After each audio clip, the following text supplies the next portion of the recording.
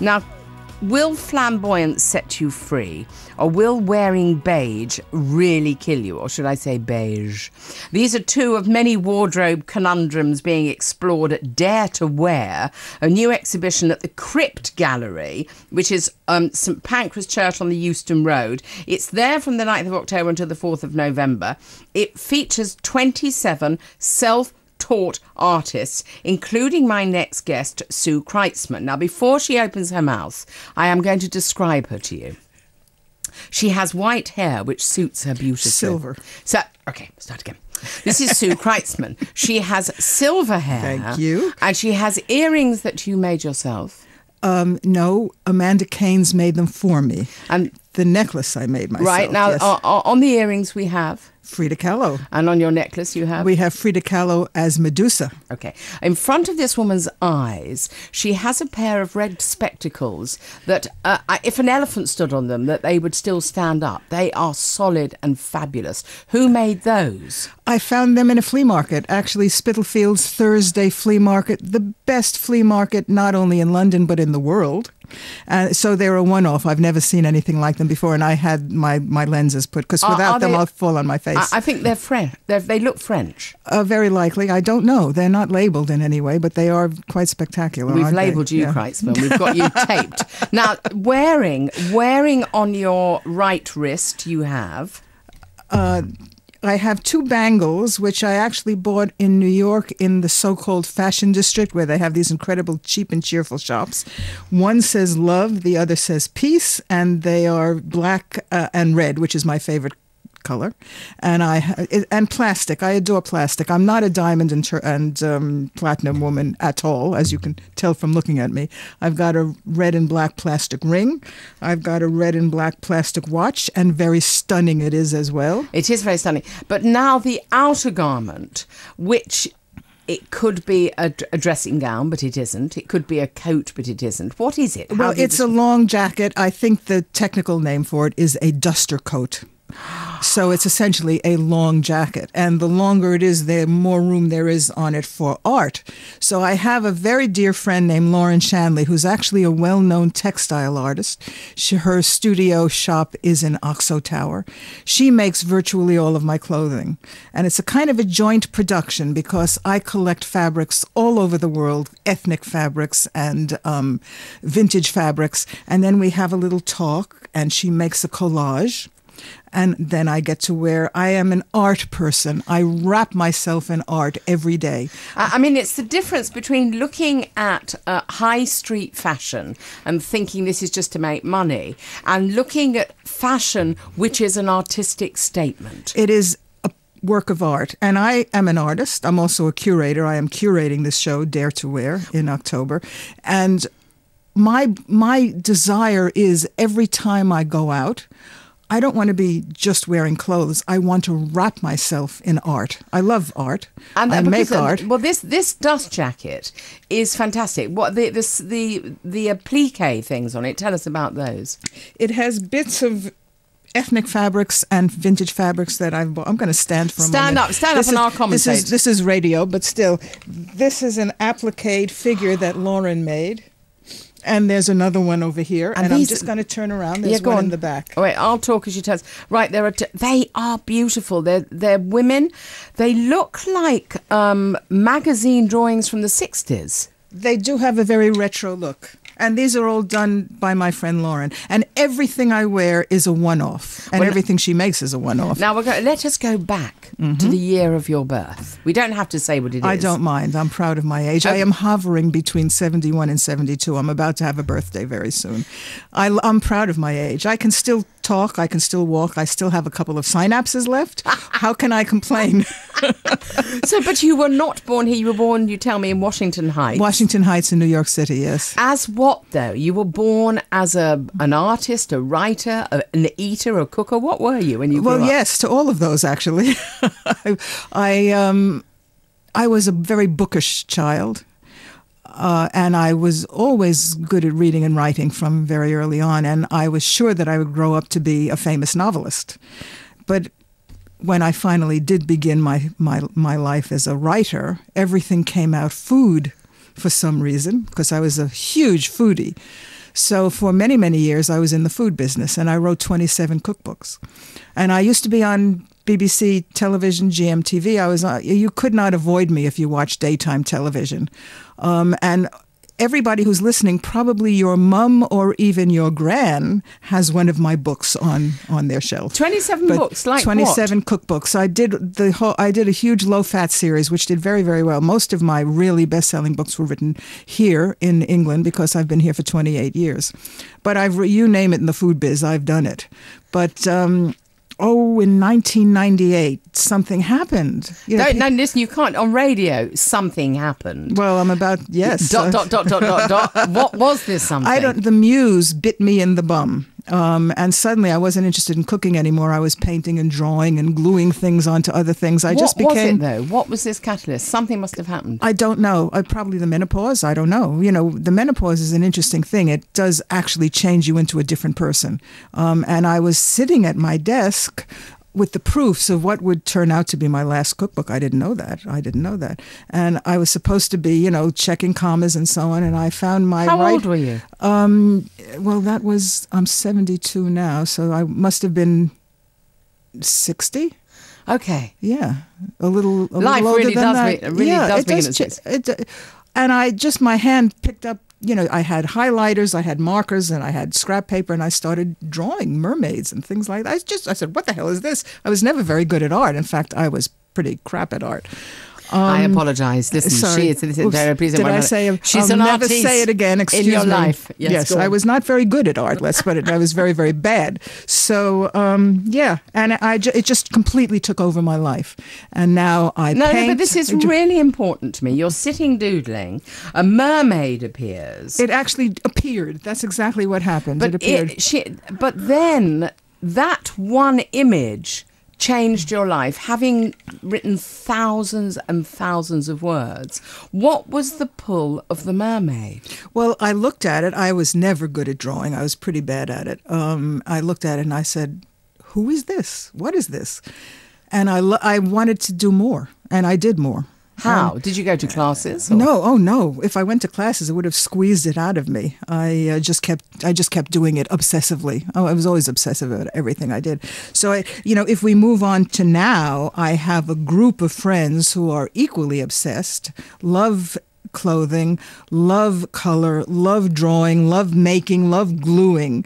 And so now this is my third big show that I've curated. We'll talk about that in a moment. But do you have to have money to be flamboyant like you are? Oh, no. Au contraire. Au contraire. It's very, very easy to do it on a small amount of money because you get vintage clothing, you go to the thrift shops, the charity shops.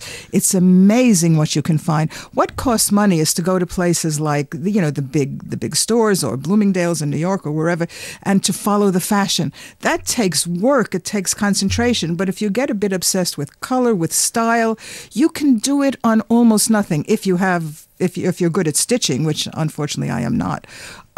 It's so even cheaper. But were you like this before you were like this? I always loved color, and I always dressed in a very colorful manner. And I always looked in charity shops and so on because I wanted something that was special. I was never interested in fashion per se. I was interested in style. And I always had a lot of flamboyant jewelry, but because I don't like gems and fine metal, it was always plastic and vintage, and that's the exciting way to do it. And also then when you're spending your money to make a real difference, and if you're buying from an artist, if you're buying from an artisan, if you're buying from a charity shop, that's the way to spend money, really, because then you know exactly where your money is going, and it's good for you too because you have some style, you have some individuality. This woman is staying with me. In fact, if I have to put her in a bag, she's coming home with me. We're going to have a piece of music and then we are coming back to the delicious Sue Kreitzman. What does Kreitzman mean? I haven't the faintest idea. What's Kreitzman? We'll look it up. What's I'll have to ask my husband. Honey, are you listening? You can tell us what it means. I have no idea what it means. Listen, I'm going to play Marcus Tolliver, White Sails. It's a live track. It's from his set he did on the Sunday night sessions last week. You can listen again to the full session and more by going to bbc.co.uk/Joe Good. Oh, we love Joe. On tonight's show, live music from Sid Arthur and Elsie from 10 p.m. But right now, here he is on Sunday, September the 23rd. 23rd at 10:16 on the Jenny Barnett Show. It is. In that voice is passion. I don't know if I've said his name right, Mark Tolliver, but opposite me is a woman who lives her passion. Her name is Sue Kreitzman. You are the curator of a show called Dare to Wear. We've got 15 minutes to plug this mercilessly. Go on, go Fantastic. for it. I started, as I said, by drawing. Amazing to me. I couldn't believe it. And it just grew and grew and grew. And I have a wonderful group of friends who also are artists. Some and of these them are all based in London? Most of them. For this show, I have a Spanish artist. I have a couple of New York artists. So this is the biggest show I've ever curated, because over the years I've started it's like that old movie, we can put on our own show right here in the barn. I was in a big show called the Raw Art Festival, and that was maybe 8 years ago. I was very nervous about it. I was really scared to even apply for it. It was an international show, and I thought, what's the worst they can do? They'll laugh at me. Oh, okay, I'll survive. But they did accept me, and then I was nervous because I would be the oldest person there. There wouldn't be that many women. Oh, my. And it turned out there were other women there. Nobody quite my age, but almost my age. And we all bonded. There were a little group of us, fabulous women. You think I'm amazing. These women are even more amazing. And we would go out to dinner every night, and we would talk, and we did. At one point, I opened my mouth, and I said, we should put on our own show. We were so much more picturesque. We were so much more interesting than the men in the show and the younger people in the show. And sure enough, I did it. I just did it. You have to have a bit of, a bit of get up and go, a little chutzpah. And I said, I'll do it. So we did put on a show. This is my favorite of all the shows I ever curated, called Wow. I remember Wild Old Women. Remember it, yeah. It made such a splash. Oh, my goodness, people wrote about us. And do you know Jerusalem syndrome? People go to Jerusalem and they get so overwhelmed by the whole religious experience, they think they're Jesus or Moses, and they have to be put in the mental hospital. This is a real syndrome. Well, we had wow syndrome. People wrote in our visitors book, one man wrote, I'm not old and I'm not a woman, but I can change. So we had a huge impact.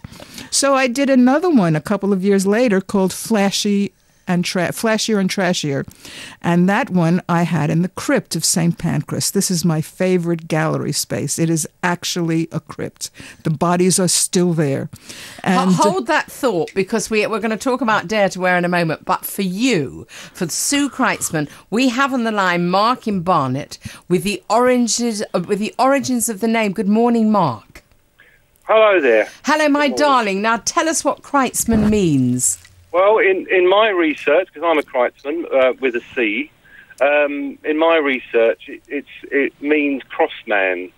Crossman? I'm not really sure exactly what that means by crossman. It doesn't mean that you're angry. I don't think so. No, I'm not terribly angry. No. But I've traced it back to Russia, actually, to about 1850s sometime. So you're a Kreitzman with a C?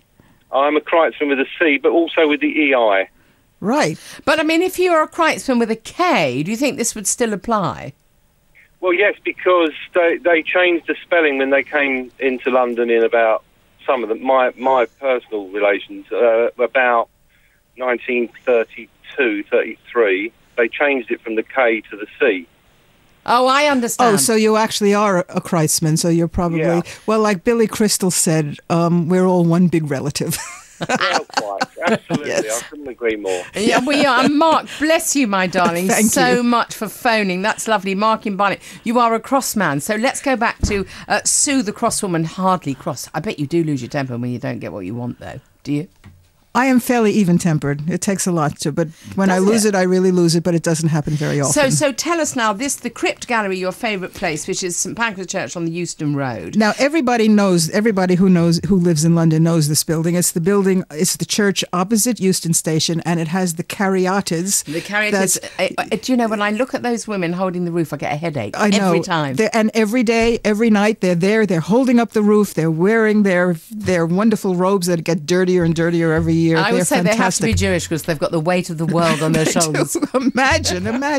I wanted to dress them for this show, but we weren't allowed to. So we put them on the poster and the and our cards. But Brilliant. it is the most atmospheric place. I cannot tell you how atmospheric it is. So now listen, I've got this brilliant thing. Dare to Wear, October the 9th, 2012, until the day before Bonfire Night, November the 4th, 2012. There's a private view on October the 10th. You are the curator. Flamboyance will set you free. Tell us exactly the purpose of this. The purpose is to show that it's art and it's fashion, but it's not fashion. You know, it's very, very outrageous fashion. As I said earlier, when I dress, I have an art collection of my own, of my friends. When I leave home, I don't want to leave it behind. I want to engulf myself. I want to wrap myself in art. And that's what I do. Everything I wear is made by me or by friends. Or Do people stop you in the street? They do, and they take pictures of me a lot. And did you ever think you would be this in your face? I always, and my mother, this is the thing my mother used to say to me all the time. Are you going out like that? Or she'd say, would you wear that on the subway? But do you have, as my daughter said to me about 3 weeks ago, because she actually said to me, Mum, you just don't care, do you? And I just don't care. If I want to wear green and slippers, I'll do whatever I want to do. Yeah. That kind of freedom of expression is an artistic freedom. How have you got that? How do you try and... I mean, the women that are in here, Ella Guru and Chris Sazinski, is it how you say the name? Kazansky, Tatty Divine. These women, Shiona Josiah, women with their own individual way of doing stuff. Where's that born? It's just, it's a natural thing, because my mother certainly wasn't that way. These ladies' mothers weren't that way. It's something that just it makes us different. But how do you manage not to care? Really not to care? I don't know how to care, as you say. I mean, I do care, but I care about something quite different. I care about the way I shop. I want my money to go where I can see it to somebody I care about their talent. I know what I'm doing. I know where it's going. I myself am... I want to be a walking art gallery. I'm a walking collage. I want to bring art into the street. And, sometimes people laugh at me, but in that sense, I don't care. I almost use another bad word. I don't give a... You don't give a care. I don't give a care. So this is the way I want to be, and this is the way I'm going to be. And I think the older we get, the less we care. Oh, absolutely. Yeah. I mean, absolutely. I'm just slightly behind you. But, I mean, I'm wearing the same dungarees I wore when I met my husband 35 years ago. That's good for you. I dye them. I change the colour. Yeah. Now, how do you find your contributors? These extraordinary women? How have you come across them? I'm a magnet, and I do find people. In the course of a day, I travel around the city, I travel around New York, I travel around the world, and you meet so many people, and most of them are, hello, nice to meet you, goodbye, you never see them. And then every once in a while, somebody sticks. Do you have soirees? These are my soirees. My shows are my soirees. Yeah. And so we will come along to this. How much will it cost us? Nothing. It is free. It is free. And so this is what happens. You get to descend into the crypt. I never have no words, but I almost have no words to say how amazing it is. It smells like the past. There are 557 dead Victorians interred behind the walls. They're still there. We don't bother them. They don't bother us. I think they're really delighted to have us there. And it's not a white cube gallery. It's the absolute opposite of a white cube gallery. And I don't believe in any kind of traditional manner of curating. So when you go into one of my shows, particularly when they're in the crypt, it's like Disneyland for peculiar grown-ups. Well, kids love it as well, because it is an installation. It's an ensemble show. Everything works with everything else. You turn a little corner of the crypt and suddenly there's a whole tableau that you would never expect. So we have clothing and jewelry. And some of it not wearable, really, but just fun. Some of it wearable for odd people like me. Are people are going to be able to buy stuff if they come? Oh, yes. Not everything will be for sale, because some things... myself included, we make it for love and we can't bear to give it up. But there will be things for sale as well. And are you there every day? I will be there every single day except one Sunday afternoon. I think it's the 21st when I have a commitment. But otherwise, I will be there every day except we're closed Monday. So remind us again so that I've got it in my head. Where is it? The Crypt Gallery of St. Pancras Church. St. Pancras Church is on Euston Road, opposite Euston Station. It has the Greek ladies holding up the roof. You can't miss them. It is an iconic site of London. And will you have music that your son is making? My son plays the French horn. He won't be playing the French horn down in the crypt. He is also a 3D photographer. He will be taking 3D photos. And he runs a business called Just Classical, online, classical vinyl. Amazing. Look him up. The last thing that your son said about you, has he said to you, Mum, you're mad, but I don't mind? He's never said I'm mad. I mean, he's mad and his girlfriend is mad and we're all mad. So, but what was the last thing he said to you when you turned up in this outfit? He looked at you and he said... Well, he's used to me.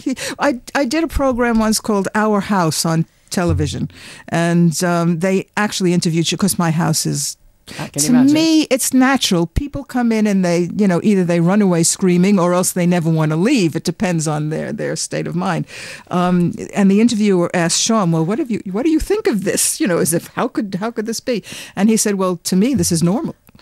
And he said, I wish everybody was like that. So I think I don't have to worry about him. Thank goodness. We are so happy your parents birthed you. Dare to wear. Thank you. And please, the Crypt Gallery, October the 9th, right through till November. Wonderful to have you. Thank you. You've been unbelievably gracious. And very, very nice. Thank you for coming. It's now 10:30.